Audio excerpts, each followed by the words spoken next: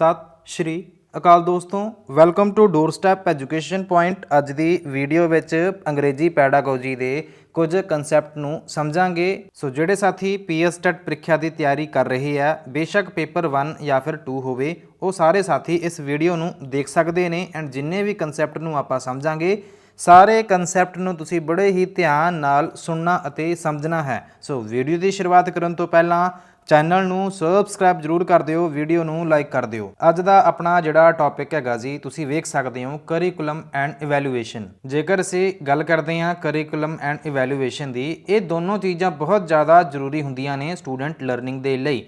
ਵਿਦਿਆਰਥੀ ਸਿੱਖਣ ਦੇ ਲਈ ਕਰਿਕੂਲਮ ਐਂਡ ਇਵੈਲੂਏਸ਼ਨ ਨੂੰ ਸਮਝਣਾ ਬਹੁਤ ਜ਼ਿਆਦਾ ਜ਼ਰੂਰੀ ਹੈ। ਜਿਵੇਂ ਕਿ ਜੇਕਰ ਤੁਸੀਂ ਗੱਲ ਕਰਦੇ ਹੋ ਕਰਿਕੂਲਮ ਦੀ, ਇਹ ਸਾਨੂੰ ਪ੍ਰੋਵਾਈਡ ਕਰਦਾ ਆ ਇੱਕ ਸਟਰਕਚਰਡ ਪਲਾਨ। ਇਸ ਸਟਰਕਚਰਡ ਪਲਾਨ ਦੇ ਅਕੋਰਡਿੰਗ ਆਪਾਂ ਬੱਚਿਆਂ ਨੂੰ ਵਧੀਆ ਤਰੀਕੇ ਨਾਲ ਪੜ੍ਹਾ ਸਕਦੇ ਹਾਂ। ਸਟਰਕਚਰਡ ਵੇ ਦੇ ਨਾਲ ਸਾਰੀਆਂ ਚੀਜ਼ਾਂ ਆਪਾਂ ਬੱਚਿਆਂ ਦੇ ਸਾਹਮਣੇ ਪੇਸ਼ ਕਰ ਸਕਦੇ ਹਾਂ। ਬਟ ਜਿਹੜਾ ਤਾਂ ਹੈਗਾ ਇਵੈਲੂਏਸ਼ਨ ਮੈਥਡ ਜਿਹੜਾ ਹੈਗਾ ਆ, ਉਹ ਬੱਚਿਆਂ ਦੀ ਮਦਦ ਕਰਦਾ ਆ ਤਾਂ ਜੋ ਬੱਚਿਆਂ ਦੀ ਪ੍ਰੋਗਰੈਸ ਦੇ ਵਿੱਚ ਅਸੀਂ ਉਹਨਾਂ ਨੂੰ ਗਾਈਡ ਕਰ ਸਕੀਏ ਤੇ ਬੱਚੇ ਕਿੰਨਾ ਕੁ ਸਮਝ ਪਾ ਰਹੇ ਆ, ਜਾਂ ਫਿਰ ਜਿੱਥੇ ਉਹਨਾਂ ਨੂੰ ਸਮੱਸਿਆਵਾਂ ਦਾ ਸਾਹਮਣਾ ਕਰਨਾ ਪੈ ਰਿਹਾ, ਉੱਥੇ ਵੀ ਆਪਾਂ ਬੱਚਿਆਂ ਦੀ ਹੈਲਪ ਕਰ ਸਕੀਏ। ਇਸ ਕਰਕੇ ਕਰਿਕੂਲਮ ਐਂਡ ਇਵੈਲੂਏਸ਼ਨ ਨੂੰ ਸਮਝਣ ਦੀ ਜ਼ਰੂਰਤ ਹੈਗੀ ਆ। ਸਭ ਤੋਂ ਪਹਿਲਾਂ ਤੁਸੀਂ ਦੇਖ ਸਕਦੇ ਹੋ ਨੈਸ਼ਨਲ ਕਰਿਕੂਲਮ ਫਰੇਮਵਰਕ NCF 2005 ਦੀ ਗੱਲ ਕਰ ਰਹੇ ਹਾਂ। ਇਸ ਪਾਲਿਸੀ ਨੂੰ ਬਣਾਇਆ ਗਿਆ ਸੀਗਾ ਤਾਂ ਜੋ ਭਾਰਤ ਦੇ ਵਿੱਚ improve education quality across India, ਕਿ ਭਾਰਤ ਦੇ ਵਿੱਚ ਜਿਹੜੀ ਸਿੱਖਿਆ ਦੀ ਕੁਆਲਿਟੀ ਹੈਗੀ ਆ ਜੀ, ਪੂਰੇ ਭਾਰਤ ਦੇ ਵਿੱਚ ਉਹਨੂੰ ਇੰਪਰੂਵ ਕੀਤਾ ਜਾ ਸਕੇ।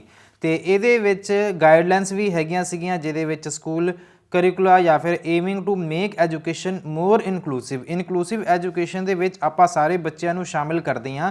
ਸੋ ਸਾਰਿਆਂ ਦੇ ਲਈ ਸਿੱਖਿਆ ਦੀ ਗੱਲ ਕੀਤੀ ਗਈ ਸੀਗੀ NCF 2005 ਦੇ ਵਿੱਚ। ਤੇ ਇਸ ਦੇ ਜਿਹੜੇ ਕੀ ਪੁਆਇੰਟ ਹੈਗੇ ਜੀ, ਇਹ ਵੀ ਤੁਸੀਂ ਵੇਖ ਸਕਦੇ ਹੋ। NCF 2005 ਦੇ ਅਕੋਰਡਿੰਗ ਚਾਈਲਡ ਸੈਂਟਰਡ ਅਪਰੋਚ ਅਪਣਾਈ ਗਈ, ਜਿਹਦੇ ਵਿੱਚ ਆਪਾਂ ਬਾਲ ਕੇਂਦਰਿਤ ਸਿੱਖਿਆ ਦੀ ਗੱਲ ਕਰਦੇ ਹਾਂ, ਜਿਹਦੇ ਵਿੱਚ ਜਿਹੜੀ ਲਰਨਿੰਗ ਹੋਏਗੀ ਉਹ ਬੱਚਿਆਂ ਦੀਆਂ ਜ਼ਰੂਰਤਾਂ ਨੂੰ ਧਿਆਨ ਦੇ ਵਿੱਚ ਰੱਖਦੇ ਹੋਏ, ਬੱਚਿਆਂ ਦਾ ਬੈਕਗਰਾਉਂਡ ਕੀ ਹੈਗਾ ਆ, ਬੱਚਿਆਂ ਦਾ ਇੰਟਰਸਟ ਕੀ ਹੈਗਾ ਜੀ, ਇਹਨਾਂ ਸਾਰੀਆਂ ਚੀਜ਼ਾਂ ਨੂੰ ਧਿਆਨ ਦੇ ਵਿੱਚ ਰੱਖਦੇ ਹੋਏ ਹੀ ਆਪਾਂ ਬੱਚਿਆਂ ਨੂੰ ਪੜ੍ਹਾਉਂਦੇ ਹੈਗੇ ਆ। ਇਹਨੂੰ ਤੁਸੀਂ ਚਾਈਲਡ ਸੈਂਟਰਡ ਅਪਰੋਚ ਕਹਿੰਦੇ ਹੋ। ਇਸ ਦੇ ਵਿੱਚ ਆਪਾਂ ਬੱਚਿਆਂ ਦੀ ਰੱਟਾਫਿਕੇਸ਼ਨ ਤੇ ਜ਼ੋਰ ਨਹੀਂ ਦਿੰਦੇ, ਇਹਦੇ ਵਿੱਚ ਆਪਾਂ ਬੱਚਿਆਂ ਦੀ ਕ੍ਰਿਟੀਕਲ ਥਿੰਕਿੰਗ ਅਤੇ ਅੰਡਰਸਟੈਂਡਿੰਗ ਨੂੰ ਇੰਪਰੂਵ ਕਰਨ ਦੀ ਕੋਸ਼ਿਸ਼ ਕਰਦੇ ਹਾਂ। ਤੇ ਬੱਚਿਆਂ ਦੀ ਲਰਨਿੰਗ ਬਾਏ ਡੂਇੰਗ ਤੇ ਵੀ ਧਿਆਨ ਦਿੱਤਾ ਜਾਂਦਾ ਆ ਕਿ ਬੱਚਾ ਵੱਧ ਤੋਂ ਵੱਧ ਐਕਟੀਵਿਟੀਜ਼ ਕਰੇ, ਇਨ ਹੈਂਡ ਐਕਟੀਵਿਟੀਜ਼ ਕਰੇ, ਪ੍ਰੋਜੈਕਟ ਬਣਾਵੇ, ਜਾਂ ਫਿਰ ਪ੍ਰੈਕਟੀਕਲ ਲਰਨਿੰਗ ਤੇ ਜ਼ੋਰ ਦਿੱਤਾ ਜਾਵੇ ਰੈਦਰ ਦੈਨ ਮੈਮੋਰਾਈਜੇਸ਼ਨ, ਕਿ ਬੱਚਿਆਂ ਨੂੰ ਯਾਦ ਨਾ ਕਰਵਾਇਆ ਜਾਵੇ, ਬੱਚਿਆਂ ਨੂੰ ਸਮਝਾਇਆ ਜਾਵੇ। ਪ੍ਰੋਮੋਟਿੰਗ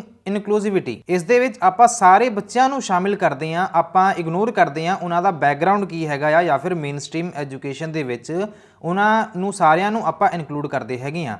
ਇੰਟੀਗ੍ਰੇਟਿੰਗ ਵੈਲਿਊ ਦੇ ਵਿੱਚ ਡਾਇਵਰਸਿਟੀ ਨੂੰ ਆਪਾਂ ਰਿਸਪੈਕਟ ਕਰਦੇ ਹੈਗੇ ਹਾਂ।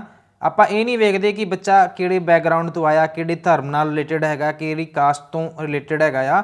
ਸੋ ਇੰਟੀਗ੍ਰੇਟਿੰਗ ਵੈਲਿਊ ਦੇ ਵਿੱਚ ਆਪਾਂ ਸਾਰੀਆਂ ਚੀਜ਼ਾਂ ਸ਼ਾਮਿਲ ਕਰਦੇ ਹਾਂ। ਐਂਡ ਇਸ ਦੇ ਵਿੱਚ ਕਨੈਕਟਿੰਗ ਨੌਲੇਜ ਟੂ ਲਾਈਫ, ਆਪਾਂ ਇਨਸ਼ੋਰ ਕਰਦੇ ਹੈਗੇ ਆ ਕਿ ਜਿਹੜੇ ਬੱਚੇ ਨੇ ਲਰਨ ਇਜ਼ ਮੀਨਿੰਗਫੁਲ, ਜੋ ਕੁਝ ਯਾਦ ਕਰ ਰਹੇ ਹੈਗੇ ਆ ਉਹ ਮੀਨਿੰਗਫੁਲ ਹੋਵੇ, ਤੇ ਇਹ ਰੀਅਲ ਲਾਈਫ ਅਸਲ ਜ਼ਿੰਦਗੀ ਦੇ ਵਿੱਚ ਆਪਾਂ ਉਹਨਾਂ ਚੀਜ਼ਾਂ ਨੂੰ ਕੀ ਕਰ ਸਕੀਏ, ਅਪਲਾਈ ਕਰ ਸਕੀਏ। ਜਿਵੇਂ ਕਿ ਐਗਜ਼ਾਮਪਲ ਦਿੱਤੀ ਹੈ, ਵੈਸੇ ਤਾਂ ਚਲੋ ਇੰਗਲਿਸ਼ ਪੈਡਾਗੋਜੀ ਦੀ ਕਲਾਸ ਹੈ, ਬਟ ਇਹਨਾਂ ਵੱਲੋਂ ਇੱਕ ਸਾਇੰਸ ਦੀ ਇੱਕ ਐਗਜ਼ਾਮਪਲ ਦਿੱਤੀ ਗਈ ਹੈ ਕਿ NCF 2005 ਦੇ ਅਕੋਰਡਿੰਗ ਪ੍ਰਮੋਟ ਕੀਤਾ ਜਾਂਦਾ ਆ ਐਕਸਪੈਰੀਮੈਂਟਸ ਨੂੰ, ਰੀਅਲ ਲਾਈਫ ਐਗਜ਼ਾਮਪਲ ਨੂੰ। ਜਿਵੇਂ ਕਿ ਓਬਜ਼ਰਵਿੰਗ ਪਲਾਂਟਸ ਇਨ ਦਾ এনवायरमेंट, ਜਿਹੜੇ ਪੌਦੇ ਨੇ ਜੀ ਉਹਨਾਂ ਨੂੰ ਵਾਤਾਵਰਣ ਦੇ ਵਿੱਚ ਜਿਹੜਾ ਵੀ ਤੁਹਾਡਾ ਆਲਾ ਦੁਆਲਾ ਹੈਗਾ ਆ ਉਹਨੂੰ ਓਬਜ਼ਰਵ ਕੀਤਾ ਜਾ ਸਕੇ ਤੇ ਬੱਚਿਆਂ ਨੂੰ ਸਿਖਾਇਆ ਜਾ ਸਕੇ ਕਿ ਫੋਟੋਸਿੰਥੈਸਿਸ ਕੀ ਹੁੰਦਾ ਆ। ਜਸਟ ਰੀਡਿੰਗ ਬੁੱਕਸ ਜਦੋਂ ਆਪਾਂ ਕਰਵਾਉਂਦੇ ਆ, ਰੀਡਿੰਗ ਬੁੱਕਸ ਤੋਂ ਨਹੀਂ, ਬਟ ਆਪਾਂ ਉਹਨੂੰ ਰੀਅਲ ਲਾਈਫ ਸਿਚੁਏਸ਼ਨ ਦੇ ਵਿੱਚ ਆਪਾਂ ਉਹਨੂੰ ਚੀਜ਼ਾਂ ਕਰਕੇ ਵਿਖਾਵਾਂਗੇ ਤਾਂ ਜੋ ਬੱਚਾ ਨੌਲੇਜ ਟੂ ਰੀਅਲ ਲਾਈਫ ਨਾਲ ਰਿਲੇਟ ਕਰ ਸਕੇ, ਇਹਨਾਂ ਚੀਜ਼ਾਂ ਨੂੰ ਤੇ ਯਾਦ ਕਰ ਸਕੇ। ਇਸ ਤੋਂ ਬਾਅਦ ਕੋਠਾਰੀ ਕਮਿਸ਼ਨ ਦੀ ਗੱਲ ਕਰ ਲੈਂਦੇ ਆ। ਕੋਠਾਰੀ ਕਮਿਸ਼ਨ ਦੀ ਜੇਕਰ ਆਪਾਂ ਗੱਲ ਕਰੀਏ, 3 ਲੈਂਗੁਏਜ ਫਾਰਮੂਲਾ ਦੀ ਗੱਲ ਕੀਤੀ ਜਾਂਦੀ ਹੈ ਕੋਠਾਰੀ ਕਮਿਸ਼ਨ ਦੇ ਵਿੱਚ, ਜਿਹਦੇ ਨਾਲ ਪ੍ਰਮੋਟ ਕੀਤਾ ਜਾ ਸਕੇ ਮਲਟੀ ਲਿੰਗੁਅਲਿਜ਼ਮ ਨੂੰ and unity in diversity in India, ਕਿ ਅਨੇਕਤਾ ਵਿੱਚ ਏਕਤਾ ਨੂੰ ਸਥਾਪਿਤ ਕੀਤਾ ਜਾ ਸਕੇ। ਐਂਡ ਇਸ ਦਾ ਮੇਨ ਗੋਲ ਇਹ ਹੈਗਾ ਕਿ ਜਿਹੜੇ ਬੱਚੇ ਨੇ ਜੀ ਮਲਟੀਪਲ ਲੈਂਗੁਏਜਸ ਦੇ ਵਿੱਚ ਪ੍ਰੋਫੀਸ਼ੀਐਂਸੀ ਹਾਸਲ ਕਰ ਸਕਣ, ਜਿਹਦੇ ਨਾਲ ਬੈਟਰ ਕਮਿਊਨੀਕੇਸ਼ਨ ਕਰ ਸਕਣਗੇ, ਬੈਟਰ ਕਮਿਊਨੀਕੇਟ ਕਰ ਸਕਣਗੇ ਦੂਜਿਆਂ ਦੇ ਨਾਲ। ਕੀ ਪੁਆਇੰਟ ਜਿਵੇਂ ਹੈਗੇ ਆ, ਪਹਿਲੀ ਭਾਸ਼ਾ ਜਿਹੜੀ ਹੋ ਸਕਦੀ ਹੈ ਬੱਚੇ ਦੀ ਹੋਏਗੀ ਮਦਰ ਟੰਗ, ਜਾਂ ਫਿਰ ਮਾਤ ਭਾਸ਼ਾ ਜਾਂ ਫਿਰ ਰੀਜਨਲ ਲੈਂਗੁਏਜ ਹੋ ਸਕਦੀ ਆ। ਦੂਜੀ ਲੈਂਗੁਏਜ ਹੋ ਸਕਦੀ ਆ ਅੰਗਰੇਜ਼ੀ ਜਾਂ ਫਿਰ ਕੋਈ ਹੋਰ ਮਾਡਰਨ ਇੰਗਲਿਸ਼ ਲੈਂਗੁਏਜ ਹੋ ਸਕਦੀ ਆ। ਤੀਸਰੀ ਜਿਹੜੀ ਲੈਂਗੁਏਜ ਹੋਏਗੀ ਉਹ ਹੋ ਸਕਦੀ ਹੈ ਜੀ ਹਿੰਦੀ ਇਨ ਨਾਨ ਹਿੰਦੀ ਸਪੀਕਿੰਗ ਸਟੇਟਸ ਤੇ regional language Hindi speaking state ਦੇ ਵਿੱਚ। ਪਰਪਸ ਕੀ ਹੈਗਾ ਜੀ ਕਿ ਬੱਚਿਆਂ ਦੇ ਵਿੱਚ ਲਿੰਗੁਇਸਟਿਕ ਡਾਇਵਰਸਿਟੀ ਨੂੰ ਪ੍ਰਮੋਟ ਕੀਤਾ ਜਾ ਸਕੇ, ਜਿਹਦੇ ਨਾਲ ਬਿਲਡ ਕਮਿਊਨੀਕੇਸ਼ਨ ਸਕਿੱਲਸ ਤੇ ਕਲਚਰਲ ਅਵੇਅਰਨੈਸ ਨੂੰ ਵੀ ਵਧਾਇਆ ਜਾ ਸਕੇ।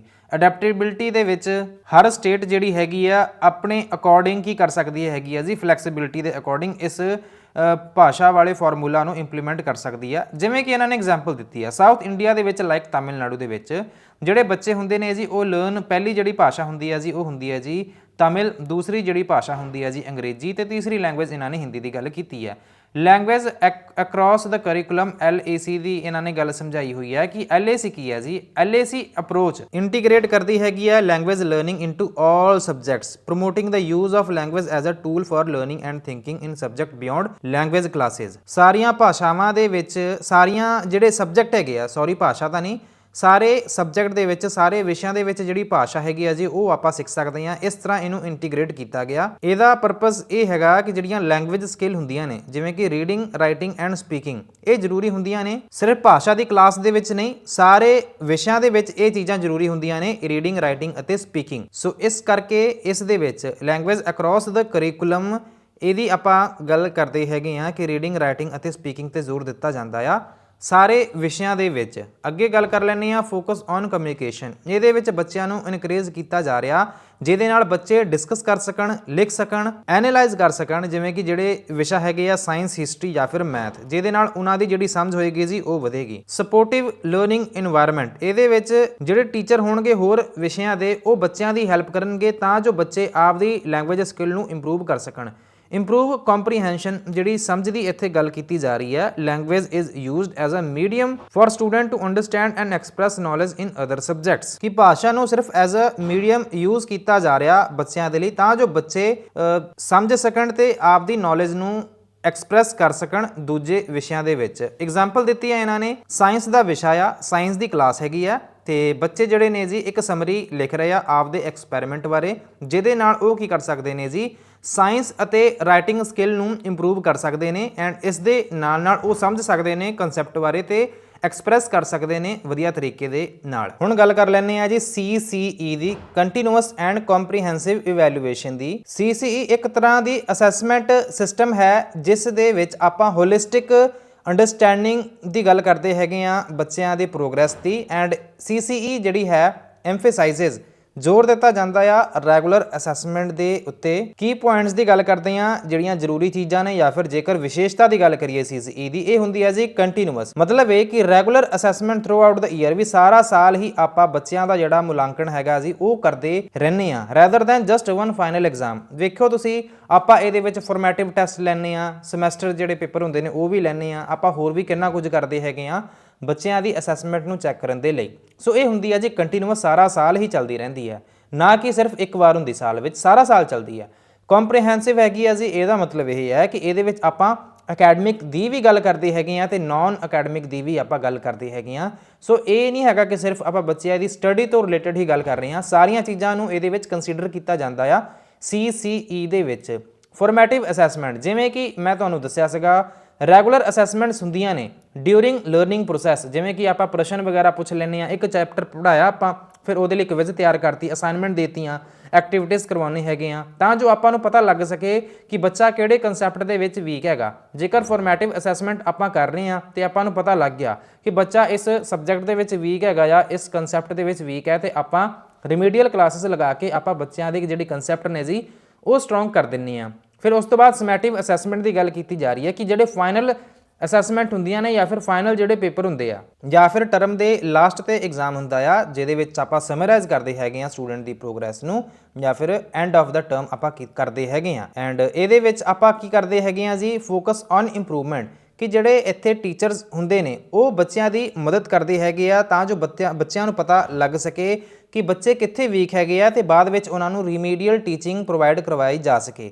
ਐਗਜ਼ਾਮਪਲ ਹੈਗੀ ਆ ਜੀ, ਜਿਵੇਂ ਕਿ ਇੱਕ ਟੀਚਰ ਹੈਗੇ ਆ, ਇੱਕ ਕੁਇਜ਼ ਕਰਵਾ ਰਹੇ ਆ ਹਰ 2 ਹਫ਼ਤਿਆਂ ਦੇ ਵਿੱਚ ਤੇ ਬੱਚਿਆਂ ਦੀ ਪ੍ਰੋਗਰੈਸ ਦੀ ਜਾਂ ਫਿਰ ਅੰਡਰਸਟੈਂਡਿੰਗ ਨੂੰ ਚੈੱਕ ਕਰ ਸਕਣ ਐਂਡ ਇਸ ਤੋਂ ਬਾਅਦ ਬੱਚਿਆਂ ਦੀਆਂ ਜ਼ਰੂਰਤਾਂ ਦੇ ਹਿਸਾਬ ਦੇ ਨਾਲ ਉਹਨਾਂ ਦੀਆਂ ਜਿਹੜੀਆਂ ਰਿਮੀਡੀਅਲ ਕਲਾਸਿਸ ਨੇ ਜੀ ਉਹ ਲਗਾਈਆਂ ਜਾ ਸਕਣ। ਹੁਣ ਅਸੀਂ ਗੱਲ ਕਰਾਂਗੇ ਸਕੋਲੈਸਟਿਕ ਐਂਡ ਕੋ ਸਕੋਲੈਸਟਿਕ ਅਸੈਸਮੈਂਟ। CCE ਦੇ ਵਿੱਚ ਅਸੀਂ ਅਸੈਸਮੈਂਟ ਨੂੰ 2 ਤਰ੍ਹਾਂ ਦੀਆਂ ਅਸੈਸਮੈਂਟ ਦੇ ਵਿੱਚ ਡਿਵਾਈਡ ਕਰਦੇ ਹਾਂ, ਸਕੋਲਾਸਟਿਕ ਤੇ ਕੋ ਸਕੋਲਾਸਟਿਕ, ਜਿਹਦੇ ਵਿੱਚ ਅਸੀਂ ਅਕੈਡਮਿਕ ਅਚੀਵਮੈਂਟ ਦੀ ਗੱਲ ਕਰਦੇ ਹਾਂ ਤੇ ਪਰਸਨਲ ਡਿਵੈਲਪਮੈਂਟ ਦੀ ਵੀ ਗੱਲ ਕਰਦੇ ਹਾਂ। ਜਿਵੇਂ ਕਿ ਤੁਸੀਂ ਸਕੋਲਾਸਟਿਕ ਅਸੈਸਮੈਂਟ ਦੀ ਗੱਲ ਕਰੋ ਤਾਂ ਇਹਦੇ ਵਿੱਚ ਅਕੈਡਮਿਕ ਸਬਜੈਕਟ ਜਿਵੇਂ ਕਿ ਮੈਥ, ਸਾਇੰਸ ਅਤੇ ਲੈਂਗੁਏਜ ਦੀ ਗੱਲ ਕਰਦੇ ਹਾਂ, ਜਿਹਦੇ ਵਿੱਚ ਅਕੈਡਮਿਕ ਨੌਲੇਜ ਐਂਡ ਸਕਿੱਲ ਦੀ ਗੱਲ ਕੀਤੀ ਜਾਊਗੀ। ਤੇ ਕੋ ਸਕੋਲਾਸਟਿਕ ਦੇ ਵਿੱਚ ਅਸੀਂ ਗੱਲ ਕਰਾਂਗੇ ਅਕੈਡਮਿਕਸ ਤੋਂ ਇਲਾਵਾ ਜਿਵੇਂ ਕਿ sports, art, social skill, team work and leadership. Balance development ਦੇ ਵਿੱਚ ਅਸੀਂ ਇਨਸ਼ੋਰ ਕਰਦੇ ਹੈਗੇ ਆ ਕਿ ਬੱਚਿਆਂ ਨੂੰ ਇਵੈਲੂਏਟ ਕੀਤਾ ਜਾ ਰਿਹਾ ਅਕੈਡਮਿਕ ਐਂਡ ਪਰਸਨਲ ਸਕਿੱਲ ਦੇ ਲਈ, ਜਿਹਦੇ ਵਿੱਚ ਵੈਲ ਰਾਊਂਡਡ ਡਿਵੈਲਪਮੈਂਟ ਦੀ ਗੱਲ ਕਰ ਰਹੇ ਹਾਂ, ਮਤਲਬ ਆਲ ਰਾਊਂਡ ਡਿਵੈਲਪਮੈਂਟ ਦੀ ਇੱਥੇ ਗੱਲ ਕੀਤੀ ਜਾ ਰਹੀ ਹੈ। ਰੈਗੂਲਰ ਫੀਡਬੈਕ ਦੇ ਵਿੱਚ ਆਪਾਂ ਬੱਚਿਆਂ ਨੂੰ ਪ੍ਰੋਵਾਈਡ ਕਰਾਉਂਦੇ ਹੈਗੇ ਆ ਜੀ ਫੀਡਬੈਕ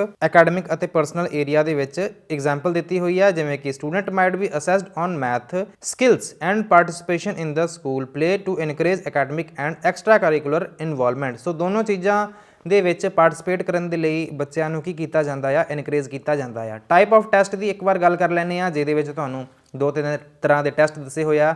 ਜਿਵੇਂ ਕਿ ਤੁਸੀਂ ਦੇਖ ਸਕਦੇ ਹੋ, ਇੱਕ ਤਾਂ ਹੈਗਾ ਜੀ ਅਚੀਵਮੈਂਟ ਟੈਸਟ, ਦੂਜੇ ਨੰਬਰ ਤੇ ਹੈਗਾ ਜੀ ਐਪਟੀਟਿਊਡ ਟੈਸਟ, ਤੀਸਰੇ ਨੰਬਰ ਤੇ ਹੈਗਾ ਜੀ ਡਾਇਗਨੋਸਟਿਕ ਟੈਸਟ। ਵੇਖ ਲੈਂਦੇ ਆ ਅਚੀਵਮੈਂਟ ਟੈਸਟ ਦੀ ਜੇਕਰ ਗੱਲ ਕਰੀਏ ਤਾਂ ਇਹਨੂੰ ਮੈਜ਼ਰ ਕੀਤਾ ਜਾਂਦਾ ਆ ਕਿ ਜਿਹੜਾ ਬੱਚਾ ਹੈਗਾ ਆ, ਜਿਹੜਾ ਸਟੂਡੈਂਟ ਹੈਗਾ ਆ, ਹੈਜ਼ ਲਰਨਡ ਔਰ ਅਚੀਵਡ ਇਨ ਅ ਸਪੈਸੀਫਿਕ ਸਬਜੈਕਟ, ਕਿ ਇੱਕ ਸਪੈਸੀਫਿਕ ਸਬਜੈਕਟ ਦੇ ਵਿੱਚ ਬੱਚੇ ਨੇ ਕੀ ਕੁਝ ਯਾਦ ਕੀਤਾ ਆ, ਕੀ ਕੁਝ ਅਚੀਵ ਕੀਤਾ ਆ, ਇਸ ਕਰਕੇ ਅਚੀਵਮੈਂਟ ਟੈਸਟ ਲਿਆ ਜਾਂਦਾ। ਜਿਵੇਂ ਕਿ ਇੱਕ ਮੈਥ ਜਿਹੜਾ ਟੈਸਟ ਹੈਗਾ ਜੀ ਐਂਡ ਆਫ ਦਾ ਸਮੈਸਟਰ, ਕਿ ਸਮੈਸਟਰ ਦੇ ਐਂਡ ਦੇ ਵਿੱਚ ਇੱਕ ਮੈਥ ਟੈਸਟ ਕਰਵਾਇਆ ਗਿਆ, ਕੰਡਕਟ ਕਰਵਾਇਆ ਗਿਆ, ਜਿਹਦੇ ਨਾਲ ਬੱਚਿਆਂ ਨੂੰ ਇਵੈਲੂਏਟ ਕੀਤਾ ਜਾ ਸਕੇ ਕਿ ਜਿਹੜਾ ਅਲਜੈਬਰਾ ਦਾ ਕਨਸੈਪਟ ਸੀਗਾ ਜੀ ਉਹ ਬੱਚਿਆਂ ਨੂੰ ਸਮਝ ਲੱਗਿਆ ਕਿ ਨਹੀਂ ਲੱਗਿਆ, ਇਹਨੂੰ ਤੁਸੀਂ ਅਚੀਵਮੈਂਟ ਟੈਸਟ ਕਹਿ ਸਕਦੇ ਹੋ।